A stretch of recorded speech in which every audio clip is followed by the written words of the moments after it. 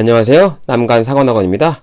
오늘은 지난 영상에 이어서 신경계 질환 세 번째 파트를 알려드릴 겁니다. 신경계 질환의 일반적 증상, 지난 영상에서 세 가지를 알려드렸잖아요. 오늘도 추가로 세 가지를 알려드리고요. 시간이 허락되면 진단 검사에 대해서도 간단하게 알려드릴 겁니다. 그럼 수업 시작하겠습니다. 신경계 질환의 일반적 증상 네 번째는 운동, 감각 능력의 상실이에요. 뇌, 척수, 이런 신경계가, 그렇죠? 이런 신경계가 운동과 감각 능력을 담당하고 있잖아요. 여기에 문제가 생기면 당연히 이러한 능력도 상실될 수 있다는 거죠. 신경계 손상으로 사지의 편마비 혹은 사지마비 등의 운동장애가 발생할 수 있고요. 감각 능력도 상실할 수 있어요.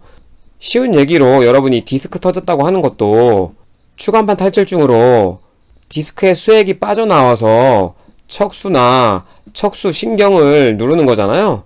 이렇게 누르게 되면 이 이하의 신경의 운동과 감각 능력이 소실되는 거예요. 그래서 디스크 환자들이 신경이 누르면서 엄청난 통증을 느끼고 운동 능력이 떨어지고 감각 능력도 떨어지는 걸 여러분 들어보셨을 거예요. 네, 여기서 쉽게 이해하시면 될 것 같습니다. 그럼 편마비가 있을 때는 어떻게 간호를 해줘야 되냐면 여러분 시험에 나왔던 부분인데, 편마비가 있다면 있는 방향으로 베개를 지지하고 마비되지 않은 쪽으로 자세를 취해줌. 편마비 있는 곳에 아무래도 감각 능력이 떨어져 있을 테니까 눌리는 이런 느낌을 잘 못 받을 수 있잖아요. 그러면 욕창이라든지 이런 문제가 발생할 수 있기 때문에 마비되지 않은 쪽으로 자세를 취해주는 게 여러분 시험에 나왔던 적이 있습니다. 운동 능력에 문제가 있다면 당연히 연하곤란이 발생해요. 그래서 연하곤란 관련 문제도 굉장히 많이 나옵니다. 연하곤란이 발생하면 그거에 따라서 기도흡인이 발생할 수 있어요. 기도흡인이라는 건 여러분이 음식물이나 물을 마실 때 이러한 것들이 이물질로 기도로 들어가는 것을 기도흡인이라고 얘기합니다. 기도흡인이 발생하게 되면 폐로 이런 이물질이 들어갈 수 있기 때문에 흡인성 폐렴 같은 경우도 발생할 수 있어요. 이런 부분 좀 이해하시면 기도흡인이 위험하구나. 그리고 당연히 호흡에 문제가 발생할 수 있겠잖아요. 호흡 문제가 발생할 수 있기 때문에 이런 부분은 예방이 굉장히 중요합니다. 그럼 편마비로 인해서 이런 연하곤란이 발생하게 되면 어떤 음식을 취해줘야 되냐? 연식이라든지 반연식 음식을 섭취하는 게 기도흡인 발생을 떨어뜨려요. 점도가 낮은 음식은 목을 넘어가면서 자칫 잘못하면 기도로 흡인될 가능성이 높기 때문에 약간의 점도가 있는 음식, 여러분 시험에는 연두부 정도의 점도라고 시험에 잘 나오기 때문에 이 정도 점도도 기억해 두셔야 됩니다. 이런 음식을 섭취하도록 하고, 마비되지 않은 쪽을 사용해서 저작하고 연화한다. 이것도 시험에 잘 나오는 내용이기 때문에 꼭 기억해 두세요. 근육의 강직을 예방하기 위해, 그리고 관절의 기능을 유지하기 위해서 수동적 관절 운동을 시행한다. 마비가 있다고 해서 계속 그 관절을 움직이지 않으면 그 관절은 굳어버릴 수 있어요.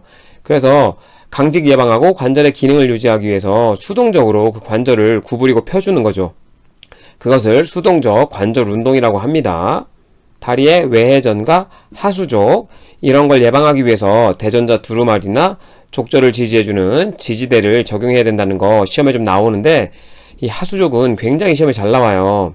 발이 요렇게 있으면 하수족은 신경계의 문제로 이렇게 올려주는 게 안 되는 거예요. 발목을 위로 당기는 족배 굴곡이 안 되는 거예요.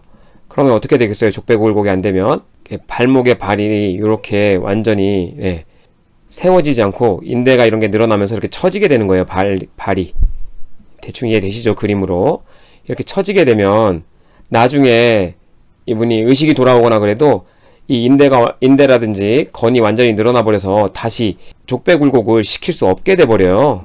그래서 여기에 보드를 대주는 거죠. 이렇게 지금 이 상태가 유지되게끔 보드를 이렇게 대주는 거예요.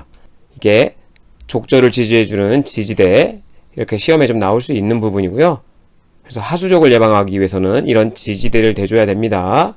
그리고 다리의 외회전과 관련해서는 이걸 예방하기 위해서 대전자 두루마리를 대주는데, 대전자 두루마리가 어디냐면 여러분 대퇴골을 따라서 위로 올라오다 보면, 그러니까 골반 쪽으로 대퇴골을 따라서 쭉 올라오다 보면 간단하게 그림을 여러분 골반이 이렇게 있잖아요.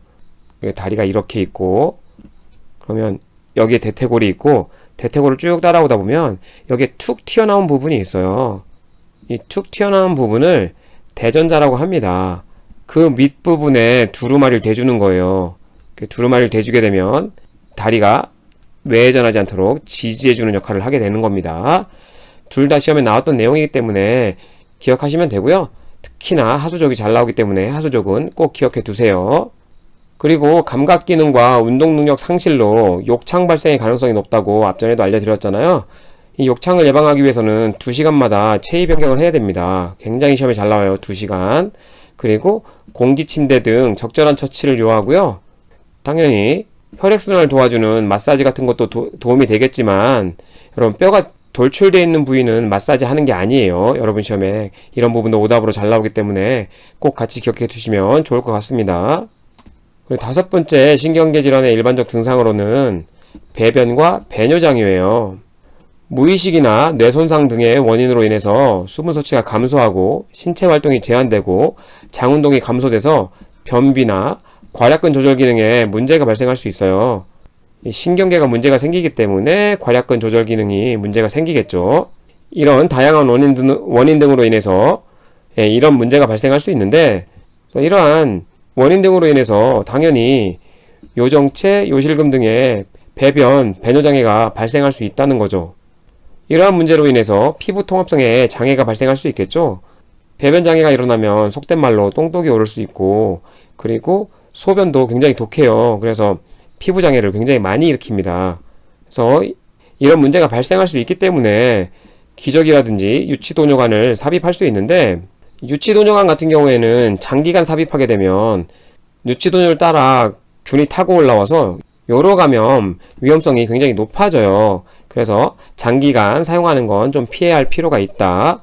이런 시험 문제도 나왔던 적은 있습니다. 아주 잘 출제되진 않지만, 이후 의식이 회복되면 방광훈련 프로그램이나 규칙적인 배변 훈련을 통해서 이러한 문제점을 극복하기 위해 노력해야 된다는 거. 여러분 시험에 배뇨 트레이닝 관련 시험 문제가 좀 잘 나오죠? 별거 없습니다. 물을 많이 먹으라는 거예요. 2에서 3리터 좀 먹어주고요. 1시간 혹은 2시간마다 계속 화장실을 가는 거예요. 배뇨를 위해서. 자주 화장실을 가서 배뇨를 하다 보면 여러분이 자주 가는 이 배뇨를 하는 타이밍을 찾을 수 있다는 거예요. 그러다 보면 내 5시간마다 여러분이 가는 시간을 찾을 수 있다는 거죠. 그래서 이렇게 배뇨 트레이닝을 하면 이 적절한 배뇨 타이밍을 찾게 되고 그 시간에 맞춰 배뇨를 하게 된다는 게 이 배뇨 트레이닝의 기본이에요. 그래서 이런 내용도 좀 이해해 두시면 시험 문제 풀 때 도움이 되실 겁니다. 신경계 질환의 일반적 증상 6번째는 언어장애예요. 되뇌의 무성반구에 위치한 언어중추의 손상을 초래해서 나타나는데, 우성반구라고 하면 보통 언어중추는 좌뇌에 있어요. 근데 모든 사람이 좌뇌에 있는 건 아니고 간혹 왼손잡이의 경우에는 우뇌에 있기도 해요. 근데 거의 90% 이상이 좌뇌에 언어중추가 있습니다. 여러분 시험에 나왔던 적은 없지만 알고 계셔서 나쁠 건 없잖아요. 그래서 크게는 운동실어증과 감각실어증으로 나누는데, 이 운동실어증에서도 느끼지만 말을 하는데 어려움을 느끼는 실어증이에요. 그래서 이 말을 하는 언어중추는 전두엽의 브로카 영역이에요. 여러분 시험에 그렇게 잘 나오는 단어는 아니지만 그래도 공부를 하셨으면 알아놔서 나쁠 건 없잖아요. 그래서 브로카 영역이 언어의 운동중추다라고 생각하시면 되고요. 여기에 이상이 있어서 나타나는 거고, 못하네요. 단어죠. 단어를 발음하거나 말하는데 어려움이 있는 거예요. 그리고 감각실어증은 당연히 받아들이는 데 문제가 있는 거예요. 감각은 받아들이는 거잖아요. 그래서 측두엽의 베르니케 영역이 담당을 하는 거죠. 이 베르니케 영역에 이상이 생기면 언어를 이해하는 데 문제가 생기는 거예요. 감각실어증이기 때문에. 그래서 상대방이 무슨 얘기를 하는지 이해를 하지 못합니다. 그래서 대화 내용을 이해하는 데 문제가 생겨요. 하지만 브로카 영역에 문제가 있는 건 아니잖아요. 그래서 말은 굉장히 잘합니다. 말은 굉장히 잘해요. 이걸 잘 이해하실 필요가 있어요. 시험에 가끔 나오거든요. 그래서 운동실어증, 감각실어증만 이해하시면, 감각실어증은 말은 잘하지만 말귀는 못 알아듣는 거예요.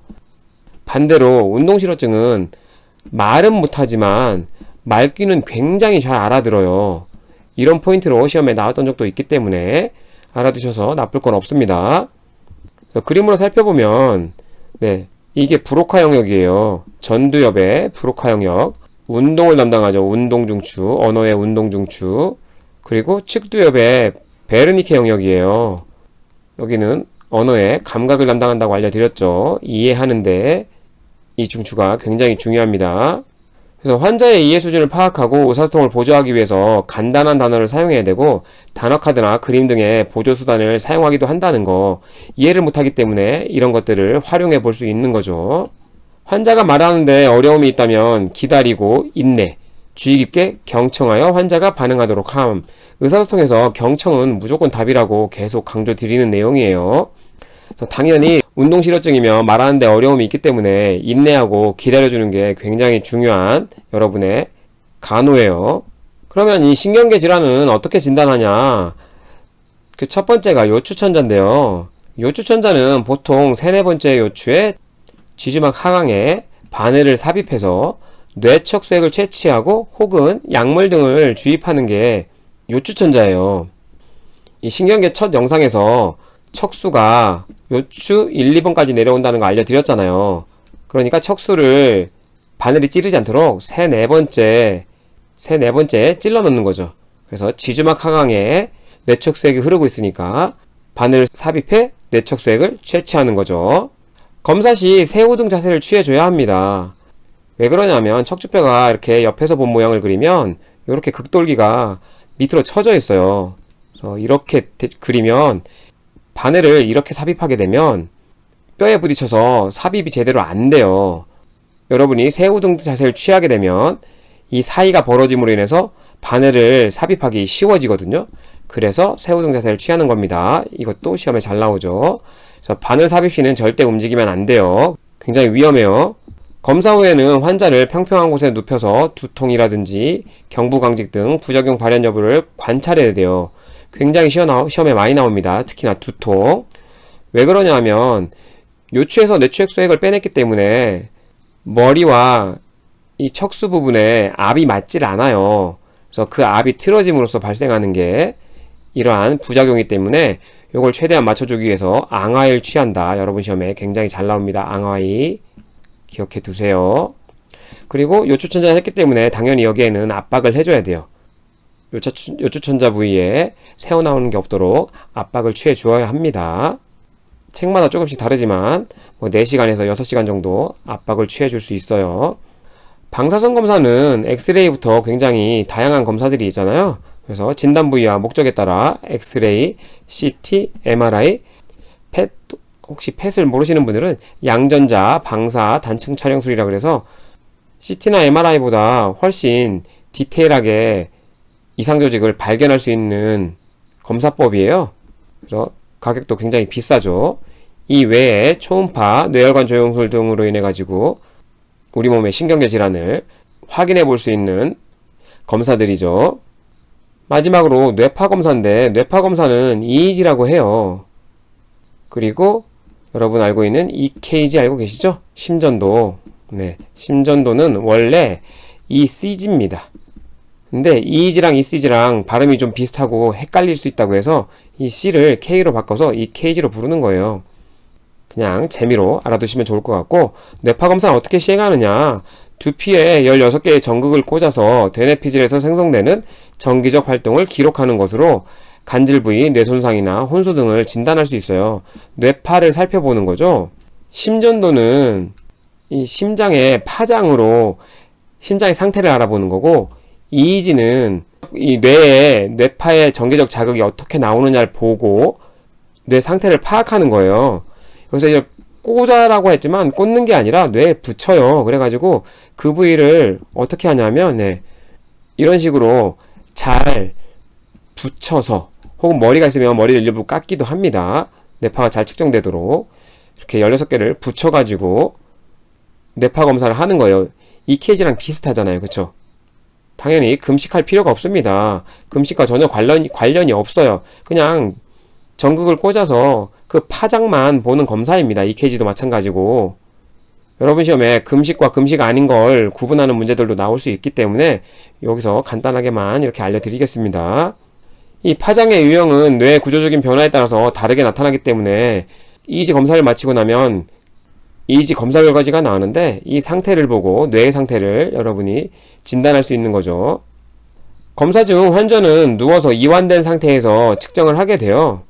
이런 부분은 시험에 나왔던 적이 별로 없습니다. EEG 자체가 여러분 시험에 거의 나오는 부분은 아니에요. 그래서 간략하게 제가 알려드린 내용 정도만 알고 계셔도 무방할 것 같고 디테일한 공부는 필요 없을 것 같습니다. 오늘 제가 준비한 영상은 여기까지고요. 시청해주셔서 감사합니다.